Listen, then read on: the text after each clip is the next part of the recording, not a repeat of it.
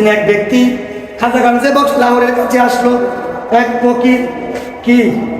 এক ফকির আয়েশা সালাম দিল, আসসালামু আলাইকুম ওয়া রাহমাতুল্লাহ।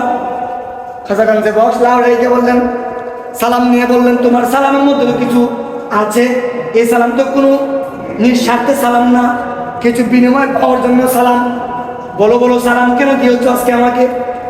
ওই লোকটাইকে বলে, আমি আপনাকে সালাম দিয়েছি, আমার একটি মেয়ে বিয়া দিব। কি বিয়ে দেবে? মেয়ে বিয়া দিব।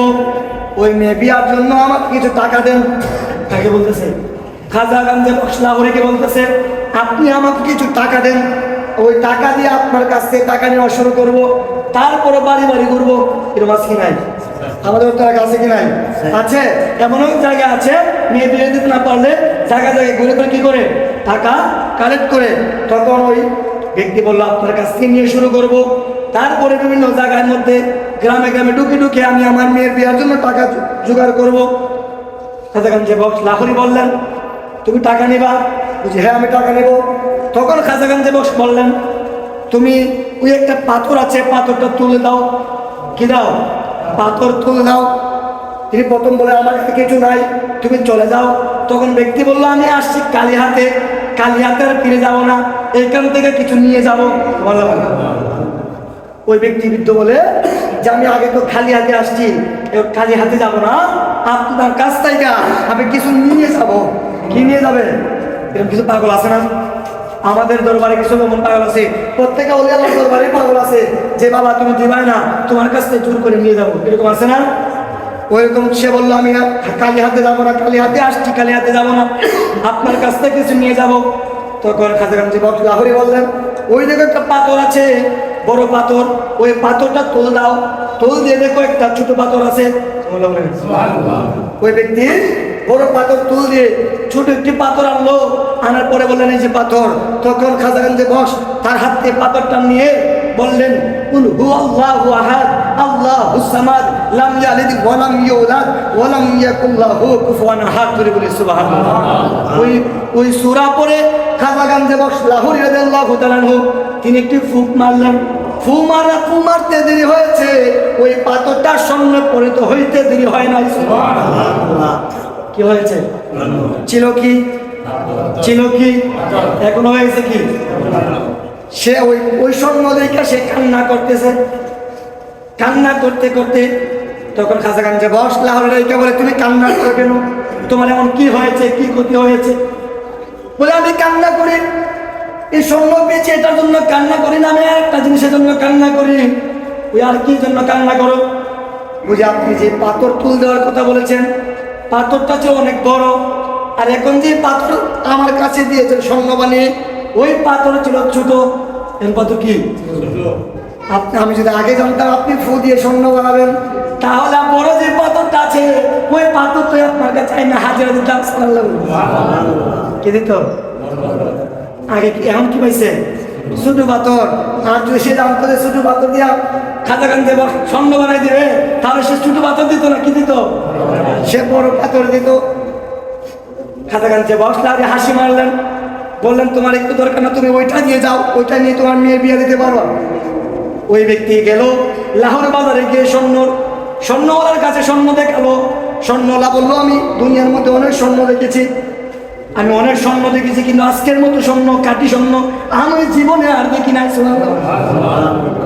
ওই স্বর্ণ দাম দিয়েছিল, তার দ্বিগুণ দাম দিয়ে সে স্বর্ণ বিক্রি করেছে।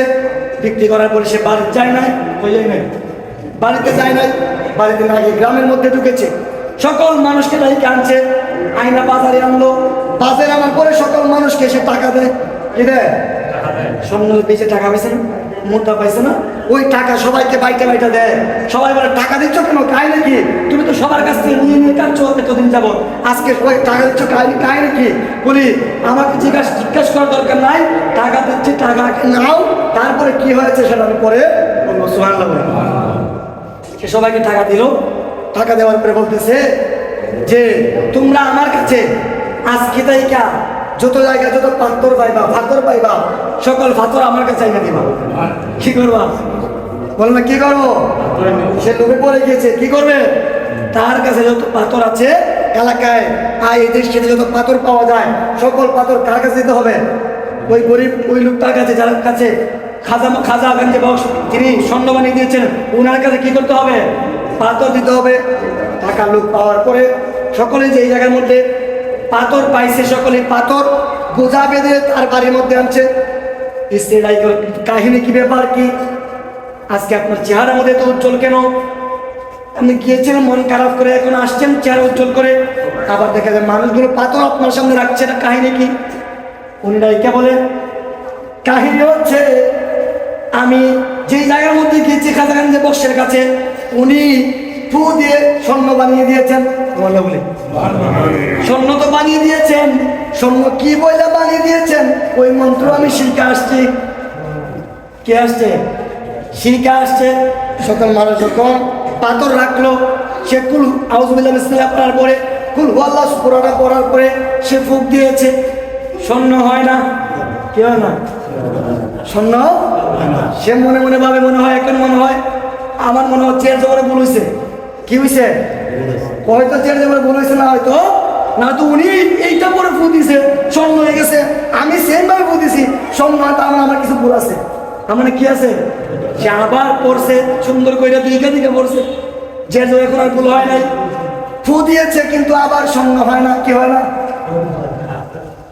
তখন এসে নায়িকা বলে, তুমি স্বর্ণ খুঁজতেছো, স্বর্ণ তুমি ভাবছো তুমি মন্ত্র জেনে গিয়েছো, স্বর্ণ তুমি পাইলে বা, কিন্তু না না না, তুমি এই মুহূর্তে তওবা করো, তোমার কথার মধ্যে ভুল হয়েছে।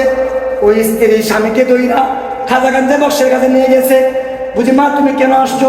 বুঝি বাবা আমি আসছি, আমার স্বামী আপনার কাছ থেকে কিছু আগে স্বর্ণ নিয়েছে, একটা পাথরের মধ্যে পাথরের ফু দেওয়ার স্বর্ণ হয়ে গেছে, ও স্বর্ণ নিয়ে সে চলে গিয়েছে। সে আপনি যে কথা বলে ফু দিয়েছেন, সে আজকে অনেক অনেক পাথর জমা হয়ে ফু দিতেছে, কিন্তু স্বর্ণ হয় না। খাজাগঞ্জে বক্স লাউড়াইকে বলে, তুমি ফু দিয়েছো স্বার্থের জন্য, আর আমি ফু দিয়েছি নিঃস্বার্থে। তুমি ফু দিয়েছো তোমার জন্য, আর আমি ফু দিয়েছি আল্লাহ পাকের ভালোবাসার জন্য। সুবহানাল্লাহ।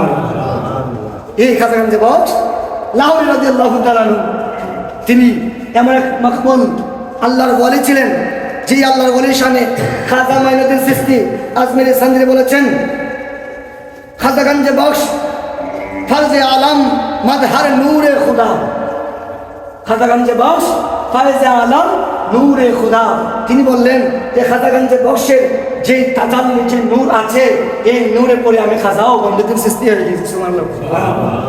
এই খাজাগঞ্জে বক্সের উক্তিটা আজ পর্যন্ত খাজাগঞ্জে বক্স লাহোরীর মাজার মুবারকের উপরের মধ্যে এই খাজা গরিবে নেওয়াজের উক্তিটা, বর্ণনাটা, বাণীটা এখনো ওই জায়গার মধ্যে লিপিবদ্ধ করা আছে। সুবহানাল্লাহ।